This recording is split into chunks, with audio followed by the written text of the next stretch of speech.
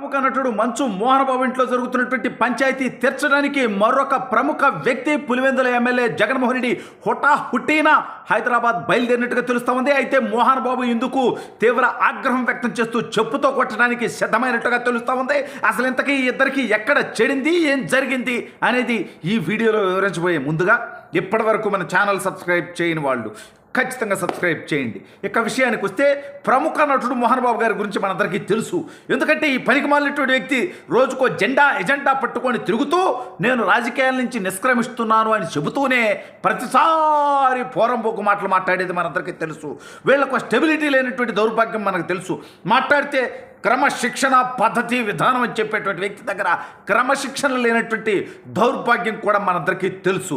గతంలో చంద్రబాబు నాయుడు గారి ప్రభుత్వంలో ఏదో కొంత ఫీజు రియంబర్స్మెంట్ బాకీలు పెండింగ్ ఉన్నాయని చెప్పి రోడ్ల మీద పడుకొని డ్రామాలేసి జగన్మోహన్ రెడ్డి పార్టీలో జాయిన్ అయ్యి మంగళగిరి, కుప్పం అన్ని చోట్ల తిరిగి ప్రచారం చేసినటువంటి ఈ మోహన్ బాబు జగన్మోహన్ రెడ్డి ఐరన్ రోడ్డు దించితే జగన్మోహన్ రెడ్డి కోట్లాది రూపాయలు ఆ యొక్క ఫీజు రియంబర్స్మెంట్ బకాయిలు ఇవ్వకపోతే కనీసం నోరెత్తి తెరిచి మాట్లాడేటువంటి ప్రయత్నం చేయాల. ఎందుకయ్యా అంటే సొంత బాబాయిని గొడ్డలతో బాత్రూంలో నరికి నరికి నరికి చంపినటువంటి చరిత్ర కలిగినటువంటి జగన్మోహన్ రెడ్డిని పోయి అడిగితే ఎక్కడ మోహన్ బాబు అనేటువంటి మామను కూడా బాత్రూంకి పంపిస్తాడేమో అనేటువంటి భయంతో నోరు తెరవల. దాని గురించి మీడియా వాళ్ళు అడిగిన నోరు తెరవల. అయితే ఈసారి మాత్రం రాజకీయంగా నోటికి ప్లాస్టర్ వేసుకున్నాడు. అయితే అనూహ్యంగా మోహన్ బాబు తన కుమారుడు మంచు మనోజ్పై దాడి చేశాడని చెప్పి మంచు మనోజ్ చెప్పడం, మళ్ళీ మోహన్ బాబు మనోజే మా పైన దాడి చేశాడని చెప్పి మోహన్ బాబు చెప్పడం, సరే ఇవన్నీ కూడా కుటుంబ గొడవలుగా నా బుట్టుడు వదిలేద్దాం అనుకున్నాడు. కానీ వీళ్ళు అనేకసార్లు చంద్రబాబు నాయుడు గారిని, అనేకసార్లు తెలుగుదేశం పార్టీని కూసినటువంటి కారుకూతలు గుర్తు చేసుకున్నటువంటి నేను సరే ఈ విషయం ఏదన్నా పరిష్కరిస్తాడని చూశా. ఈలోపు మన పులివెందుల ఎమ్మెల్యే జగన్మోహన్ రెడ్డి పుసుక్కుమంటూ నేను ఉండగా బంధువుని, పైగా మంచు విష్ణువుకి బావైతాను కదా, నేనన్నా ఈ విషయాన్ని పరిష్కరించాలా అనేటువంటి ఉద్దేశంతో హుటాహుటి అంటే ఎమ్మటే సడన్గా ఇమ్మీడియట్గా ప్రజల దగ్గర నుంచి దోసుకొని సొమ్ముంతగా ప్రత్యేక విమానం వేసుకొని హైదరాబాద్కు పోయినట్టుగా తెలుస్తూ ఉంది. అయితే అక్కడ ఉన్నటువంటి మోహన్ బాబు దగ్గరకు పోయి అంకుల్ లేదా మామయ్య ఏంది వ్యవహారం, ఏదో ఒక రకంగా తెలుసుకుందాం, మనం ఇంత పెద్ద ఇష్యూ ఎందుకు చేసుకోవాలా, మనం ఎట్టొక్కడు కూర్చొని మాట్లాడుకుందామంటే ఒరే చిల్లరగా, ఒరే పరికమాలలోడా, ఒరే పులివెందుల ఎమ్మెల్యే నువ్వు కూడా నాకు చెప్పేటటువంటిరా, ఒకప్పుడు నేను రాజ్యసభ ఎంపీగా చేశారా, నేను ఎందుకు ఈ మాట అంటున్నారంటే రుడే నువ్వు నీ కుటుంబంలో నుంచి నీ తల్లిని గెంటేసావు, నీ చెల్లికి ఆస్తులు వాటా ఎగ్గొట్టావు, నీ చెల్లి మీద నీచెప్పు రాత్రులు సోషల్ మీడియాలో రాపిచ్చావు, వీటికి అదనంగా నీ తల్లి గురించి కూడా చండాల ప్రాతలు రాపిచ్చావు, పైగా నీ చెల్లి గురించి విషప్రాతలు ఇప్పటికీ నీ హక్కుపక్షి, నీ విషపుత్రిక సాక్షిలో రాపిస్తున్నావు. ఇంత నీచపు చరిత్ర కలిగినట్టు నువ్వు కుటుంబంలో అనుబంధాలు బంధాల గురించి చెప్పేటువంటి హక్కు నీకు ఉందంటరా, నువ్వు వచ్చి మాకు చెప్పబోతున్నావంటరా, మాకు చెప్పే ముందు నీ చెల్లి శర్మిలకు ఇవ్వాల్సినటువంటి వాటా ఇవ్వు, నువ్వు నీ తల్లిని తీసుకొచ్చి నీ ఇంట్లో పెట్టుకొని నీ తల్లితో మాట్లాడుకో, ఇవన్నీ వదిలేసి పక్కోడింట్లో పంచాయతీలు చేయడానికి వస్తే మొహాన వస్తారు నిన్ను.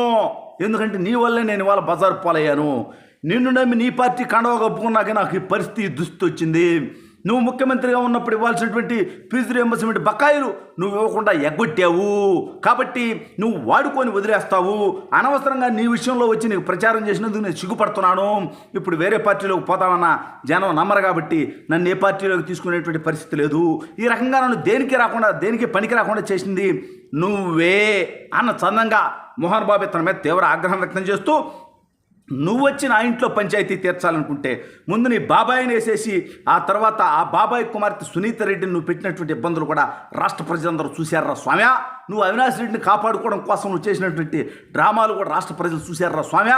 ముందు తల్లి, ఇద్దరు చెల్లెళ్ళకి నువ్వు న్యాయం చేసుకో.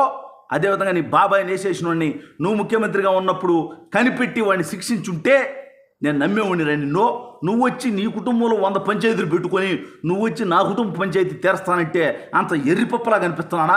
పబ్లిసిటీ కోసం వచ్చావు నా ఇంటికి, ఇంకోసారి ఇటువంటి విషయాల్లో నా ఇంటికి గడప దొక్కితే చెప్పుతో కొడతానన్న సందంగా మోహన్ బాబు గారు ఈ యొక్క జగన్మోహన్ రెడ్డికి తీవ్ర స్థాయిలో వార్నింగ్ ఇచ్చినట్టుగా తెలుస్తూ ఉంది. ఆయన జగన్మోహన్ రెడ్డి నువ్వు ఎదుటివాడికి అసలు తీర్పు చెప్పడానికి పనికొస్తావట. నువ్వు రాష్ట్రంలో ఉన్నటువంటి మహిళలు అక్కశమ్మలు అంటావు కదరా, నీ అక్కశమ్మలైనటువంటి నీ చెల్లెళ్ళిద్దరికి నీ ఆస్తిలో వాటా సక్రంగా ఇస్తే ఇవాళ నీకు ఈ పరిస్థితి ఉంటుందట, జనం మొహాన్ని ఊసేటువంటి పరిస్థితి ఉంటుందట. నువ్వు నీ చెల్లి మీదే విషప్రాతలు ఈ రోజుకి సాక్షిలో ఇష్టం వచ్చినట్టుగా చంద్రబాబు డైరెక్షన్లో పనిచేస్తూ ఉంది. లేకపోతే ఏకంగా రాజశేఖర రెడ్డికి పుట్టలేదు, నువ్వు రాపించినటువంటి రాతలు రా మీ చెల్లి మీద. కాబట్టి నిన్ను ఈ రాష్ట్రంలో కానీ ఈ దేశంలో కానీ ఈ ప్రపంచకంలో కానీ ఎవరు నమ్మరు జగన్మోహన్ రెడ్డి. అనవసరంగా ప్రతి దాంట్లో పంచాయతీని తీరుస్తానని పోతే ఈ రకంగానే అవమానకరమైనటువంటి పరిస్థితులు జరుగుతాయి. ఇంకొకరికి నువ్వు తీర్పులు ఇవ్వాలంటే, ఇంకొకరికి నువ్వు ఆదర్శంగా నిలవాలంటే అసలు ముందు నువ్వు అది పాటించి ఉండాలి జగన్మోహన్ రెడ్డి. కాబట్టి ముందు నువ్వు నీ ఇంట్లో ఉన్నటువంటి పంచాయతీలు, నీ ఆస్తి పంపకాలు, నీ చెల్లితో తల్లితో ఉన్నటువంటి గొడవలు నువ్వు తీర్చుకున్న తర్వాత వేరే వాళ్ళకి తీర్పులు చెప్పేటువంటి ప్రయత్నం చెప్పు.